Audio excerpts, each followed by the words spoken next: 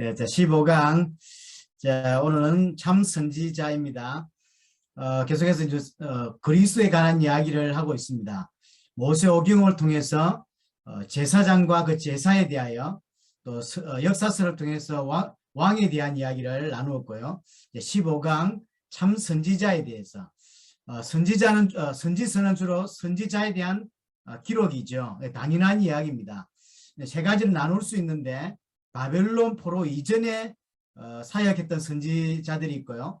그다음에 포로 시대에 또 포로 귀환 이후에 사역했던 선지자들과 그 기록들이 있습니다.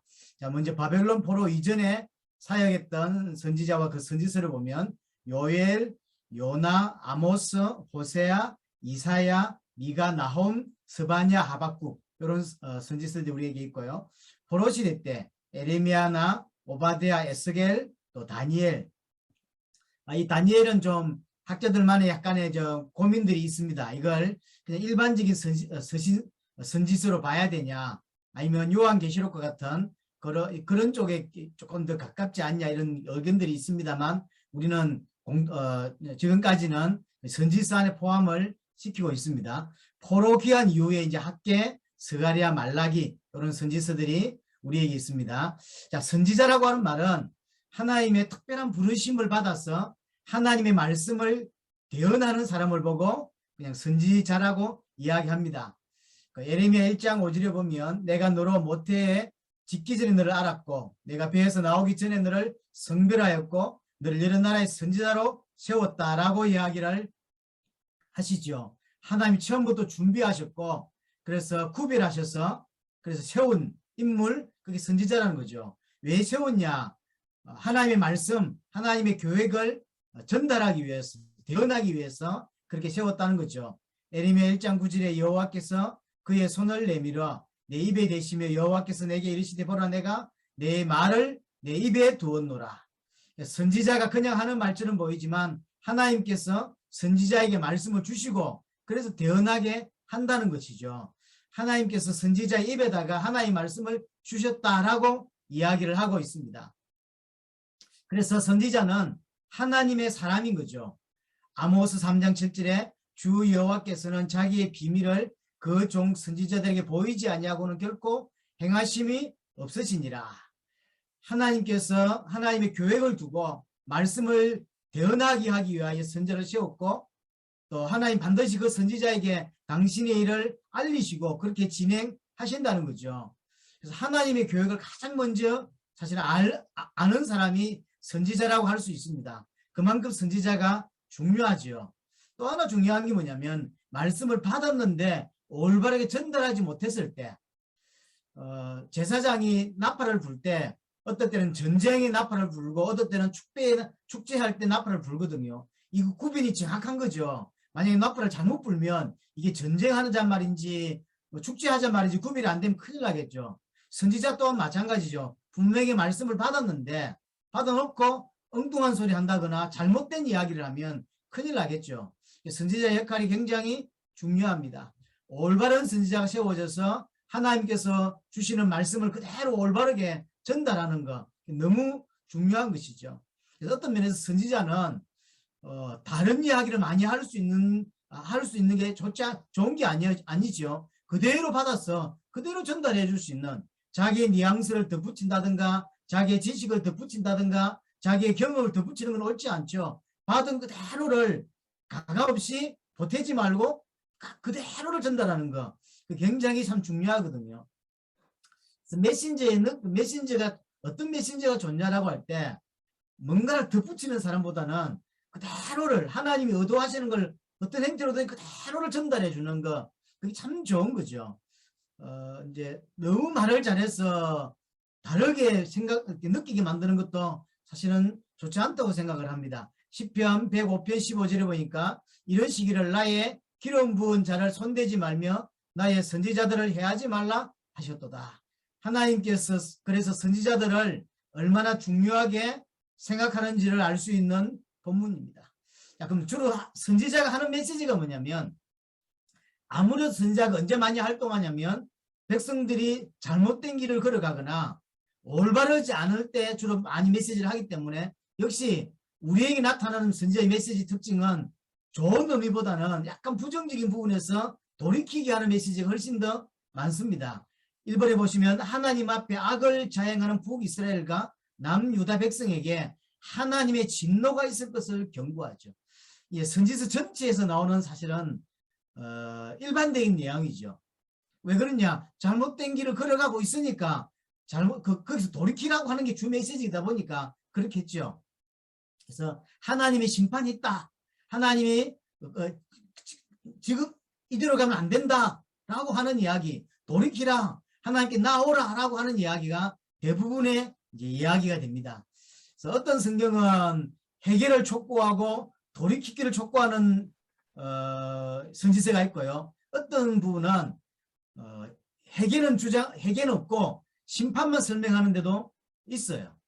이제 왜냐하면 하나님의 뜻이 확정이 돼버린 거죠. 그래서 이제 바벨론이 올라와서 이스라엘을 남유다를 이렇게 징계하게 되는 일들이 이제 결정되어 있는 거죠. 그러니까 해결에 대한 이야기는 하지 않고 심판에 대한 이야기만 하는 이제 선지서도 있습니다. 자, 두 번째로 이제 그 선지자들이 단순히 말로만이 아니라 그들의 삶과 그들의 행동을 통해서 하나님의 뜻을 전달하는 선지자들도 많이 있었습니다. 예를 들어 우리는 잘 알 수 있는 게 호세아 선지자죠. 고멜이라고 하는 아주 이상한 여자, 특별히 간음한 여자라고 되어 있는데 이 여자와 결혼을 하게 합니다. 이게 하나님이 이 선지자를 통해서 지금 이스라엘이 어떤 상태인지를 설명해 주는 거죠. 하나님과 이스라엘 백성들의 관계를 설명해 주는 거죠. 언약 관계인데 가장 기본적으로 신뢰가 바탕이 되어져야 되는 관계인데 이게 깨어져 버린 거죠. 결혼했더니요. 밖에 나가서 임신에 들어오고 몸 풀면 또 나가. 또 임신하면 또 들어오고 이런 식의 말도 안 되는 그게 딱 이스라엘이라는 거죠. 고멜은 남편보다 밖에 남자를 더 좋아하는 하나님의 백성이 하나님을 사랑하고 하나님께 순종하고 인도받아야 되는데 하나님은 멀리하고 우상을 더 사랑하고 그쪽에 더 관심이 많고 세상에 더 관심이 많은 이 상태를 이스라엘의 상태인 거죠. 그것을 설명해 주는 거죠. 근데 사실은 조금만 생각을 해보면 단순히 우상만의 문제는 아닌 것 같습니다. 그들의 문제는 분명히 우상이지만 우상만의 문제가 아니라 그들 속에 그들의 생각 속에 하나님이 없다는 게 문제인 거죠. 하나님이 없어. 그래서 잡아놓으면 왔다가 애기 놓고 또 나가요. 그래서 분명히 왔지만 시간이 지나면 또 나가는 거죠. 그들의 영혼 속에 그 생각 속에 깊이 있게 하나님이 있어야 되는데 그렇지 못한 거죠. 그래서 결국은 밖으로 나가고 우상숭배한다는 거죠. 그게 자식을 낳는데 보면 이름들이 전부 다 사실은 좋은 이름이 아니에요. 멸망과 관계된 이름들이죠. 음란한 자식을 놓습니다. 그 말은 하나님이 없는 사상, 하나님이 없는 생각, 하나님이 없는 문화 속에서 양육되고 태어나고 자라는 그런 상황들을 또 하나 설명을 하는 거죠. 여하튼 이런 말로만이 아니라 그들의 행동과 삶을 통해서 지금 이스라엘이 어떤 상태에 있는지를 설명해 주고 있죠. 이사야도 마찬가지죠. 이사야 20장에도 보면 하나님께서 이사야에게 허리에 이렇게 띠를 띠고 신발을 벗고 그래서 이렇게 그냥 이렇게 뭐죠? 밖에 나가서 자기 하고 이런 것들을 보여주는 장면들이 있습니다. 이스라엘 백성들이 결국은 하나님 인도를 받지 못하니까 나중에 이스라엘 백성들이 포로되어 끌려가는 모습들, 그래서 방치되고 끌려가고 고통당하는 모습들을 이사야를 통해 보여주시기도 하거든요. 에스겔 선지자 같은 사람은 하루아침에 메시지 하나님 말씀 대언하고 있는데 하루아침에 자기 와이프가 죽죠. 이런 장면을 하나님이 주시죠. 그래서 와이프가 죽는데 얼마나 애통합니까? 그런데 하나님이 울지 말라는 거죠. 애도하지 마라. 왜냐? 지금 이스라엘 상태는 이대로 살면 저렇게 된다. 다 나간다. 다 죽는다. 그래서 지금 그런 것이 애도할 때가 아니다. 돌이키라라고 하는 이야기를 에스겔의 가족의 사망을 통해서 하나님이 또 보여주시기도 하고요. 하나님께서 하나님의 진노가 있다, 심판이 있다고 하는 경고와 또 그들의 삶을 통해서 보여주시는 것과 또 하나, 그래서 결국은 뭐 하자는 말이냐면 회복하라는 거죠. 하나님께로 돌아와라, 복음 앞으로 돌아와라, 말씀 앞으로 돌아와라 라고 하는 이야기죠. 네 번째 가장 중요한 건 결국은 그 선지서 메시지를 통해서 궁극적으로 하나님은 우리에게 메시아를 보내시겠다라고 하는 게 결국 메시지의 핵심입니다. 아무리 뛰어난 왕도 아무리 뛰어난 제사장도 다 필요하지만 참 제사장이 필요하고 참 왕이 필요하죠. 마찬가지로 우리에게 참된 메시아, 참된 그리스도가 필요하다라고 하는 것이고 그가 다스리는 나라, 하나님의 나라 이에 대한 이야기가 선지서의 대부분의 이제 이야기인 것이죠. 이사야 2장 2절 3절에 보면 말일에 여호와의 전의 산이 모든 산 꼭대기에 굳게 설 것이요 모든 작은 산 위에 뛰어나리니 만방이 그리로 모여들 것이라. 많은 백성이 가며 이르기를 오라 우리가 여호와의 산에 오르며 야곱이 하나님의 전에 이르자 그가 그의 길을 우리에게 가르치실 것이라. 우리가 그 길로 행하리라 하리니 이는 율법이 시온에서부터 올 것이요 여호와의 말씀이 예루살렘에서부터 나올 것입니다. 하나님께서 이스라엘을 회복하실 것에 대하여 말씀하고 있는 것이죠. 이사야 7장 14절에 그러므로 주께서 친히 징조를 너에게 주실 것이라. 보라 처녀가 잉태하여 아들을 낳을 것이요 그 이름을 임마누엘이라 할 것이라. 선지자를 통해서 주시는 궁극적인 메시지 메시아를 보내겠다. 이스라엘 나라를 회복하게 하실 것이고 이제 정말로 회복하게 될 그 중요한 답 메시아. 그래서 메시아를 보내주겠다라는 거죠. 예레미야 23장 5절에 여호와의 말씀이니라. 보라 때가 이르르니 내가 다윗에게 한 의로운 가지를 일으킬 것이라. 그가 왕이 되어 지혜롭게 다스리며 세상에서 정의와 공의를 행할 것이다. 누가 이런 일을 할 수 있습니까? 메시아 그리스도께서. 하나님 참 메시아를 참된 그리스도를 우리에게 보내주겠다는 것이죠. 에스겔 37장 24절 25절도 마찬가지입니다. 내 종 다윗이 그들의 왕이 되리니 그들 모두에게 한 목자가 있을 것이라. 그들이 내 규례를 준수하고 내 윤리를 지켜 행하며 내가 내 종 야곱에게 준 땅 곧 그의 조상들에게 거주하던 땅에 그들이 거주하되 그들과 그들의 자자손손이 영원히 거기에 거주할 것이요 내 종 다윗이 영원히 그들의 왕이 되리라.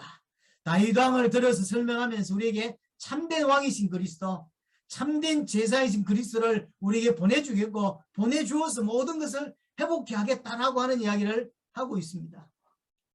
이렇게 지금 선지서는 계속해서 참된 선지자가 필요하다라고 하는 이야기를 하고 있는데 인간 선지자가 불완전한 거죠.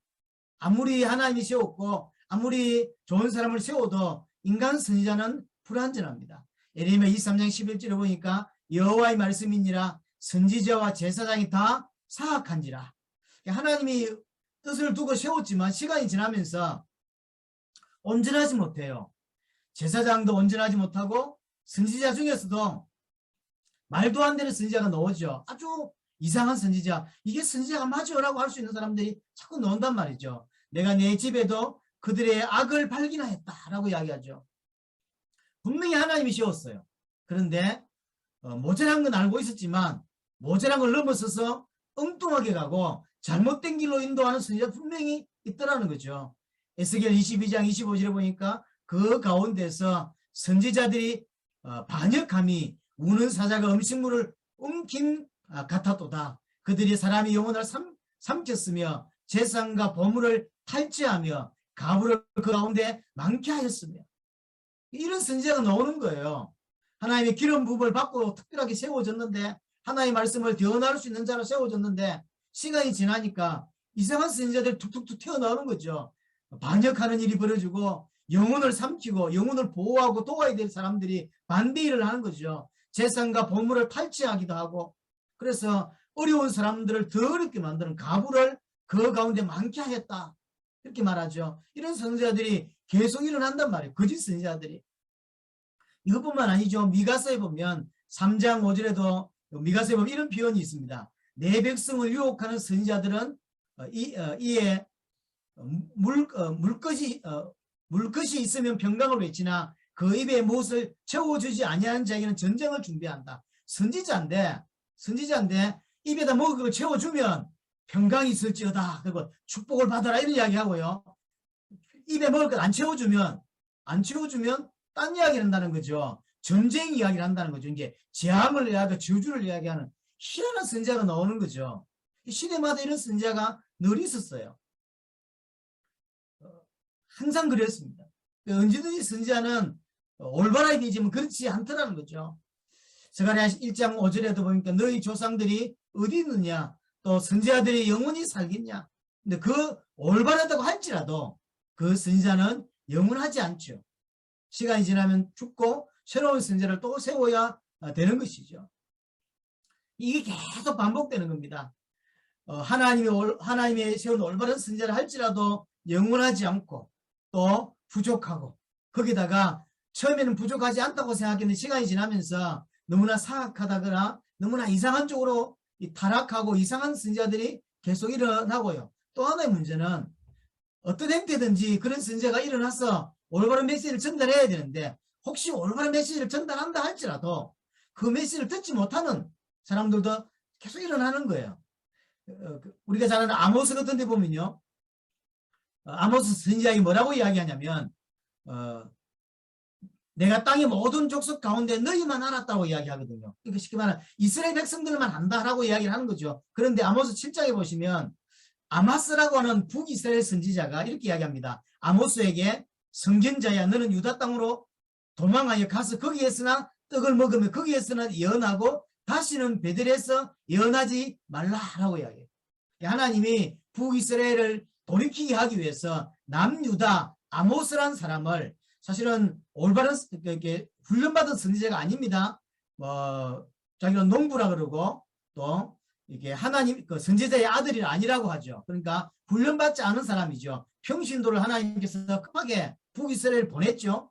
보내서 이제 메시지를 하게 하니까 거기 아마스라고 하는 아주 유명한 선지자가 네 고향 가서는 하라는 거죠. 네 고향 가서 거기 가서는 떡이나 먹고 거기 가서는 연하라는 거. 다시는 베델에 북이스라엘에서 연하지 마라 라고 이야기를 하는 거예요.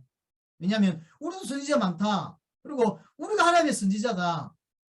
그래서 하지마 뭐 이렇게 하는 거죠. 언제든지 올바르게 선포된다 할지라도 올바르게 듣냐 또 듣지도 않아요. 항상 또 미가서 2장에도 보면요. 너희는 예언하지 말고 또 그렇게 이야기를 하면 선지자 보고 하는 소리예요. 예언하지도 마라. 왜냐하면 듣기 싫은 거예요. 하나님 뜻대로 살기 싫은 거예요. 이런 일들이 계속해서 사실은 벌어지죠. 이스라엘 전체에서 이런 시간들이 꽤나 많았는데 그들은 어떤 생각을 가지고 있었냐면 우리는 안 망한다 라는 생각을 가지고 있었어요. 이스라엘은 안 망한다는 거죠. 왜 그러냐면 우리는 선민이고 하나님이 우리 편이다 라고 이야기하죠. 근거를 뭐로 됐냐면 늘 하나님께 드리는 피제사를 근거로 됐어요. 우리가 하나님께 아침마다 피제사를 드린다.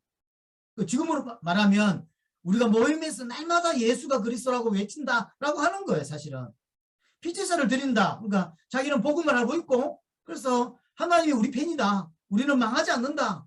우리는 하나님의 선민이다. 우리는 복음 안에 있다라고 확신했었어요. 피제사 때문에.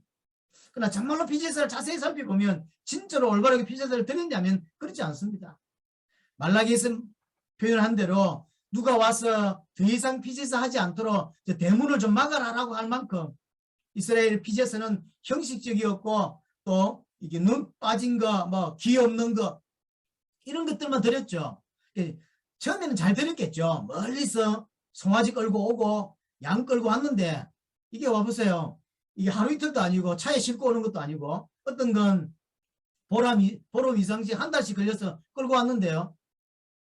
정성스레 끌고 와서 했는데 시간이 계속 하다 보니까 굳이 이럴 필요가 있나 생각이 드는 거죠. 왜냐하면 어렵게 끌고 와가지고 금방 묵혀가지고 피 흘리고 불 태우고 이런다고. 그래서 이 좋은 걸 드릴 필요가 없는 거죠. 그래서요. 싼 거, 가치 없는 거, 아주 이게 팔아도요. 돈 안 되는 거, 눈티 나온 거, 눈 빠진 거, 귀 없는 거, 한쪽 다리 저는 거 이런 것들을 이제 왜냐면 끌고 와가지고 그 좋은 토실토실한 걸 100만 원에 팔 수 있는데요. 금방 묵혀가지고 피 빼고 그다음 의미가 없는 거죠. 뭐 피 들이면 되는 거 아니야? 번제하면 되지 뭐. 이런 생각이 이제 들어온 거니까. 그래서 쉽게 말하면 팔면 돈 안 되는 거. 이런 걸만 끌고 오는 거예요. 끌고 와가지고 이제 하고 하나님께 제사했다고 하는 거죠. 정확하게 말은 하고 있지만 사실은 정확하게 복음이 뭔지 그 피제사를 왜 해야 되는지 왜 그토록 지금까지 이렇게 해야 되는지를 의미를 놓친 채 이야기하는 거죠. 그래서 이사야 1장에서 나는 너희가 하는 그 피제사에 역겹다. 난 너무 많이 받았다. 역겹다. 더 이상 하지 마라. 라고 이야기하죠.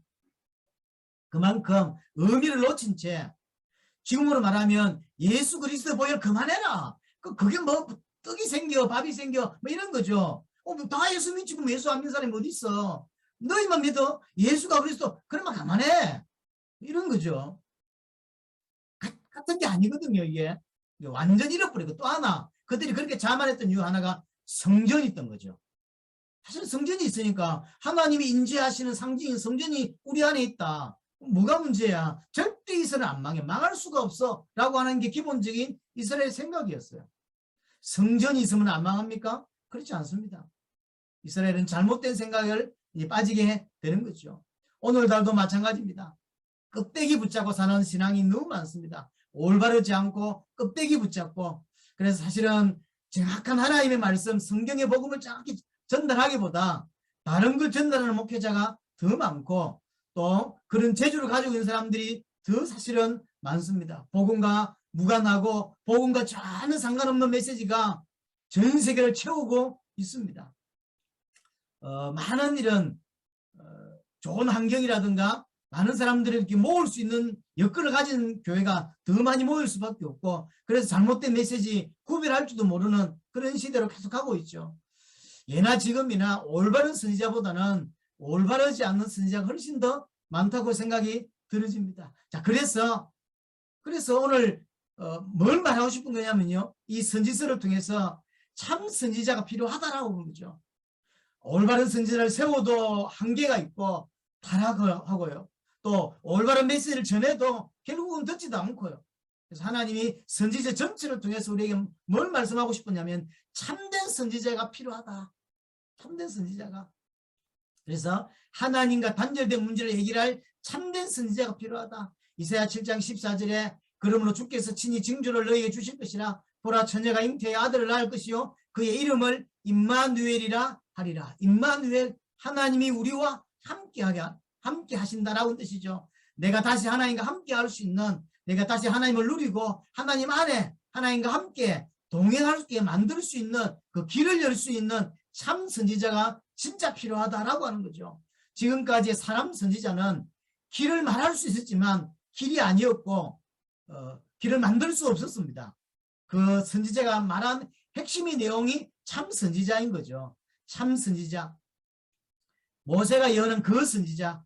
신명기 18장 15절에 내 하나님 여호와께서 너희 가운데 내 형제 중에서 너희를 위하여 나와 같은 선지자 하나를 일으키시리니 너희는 그 말을 들을지어다.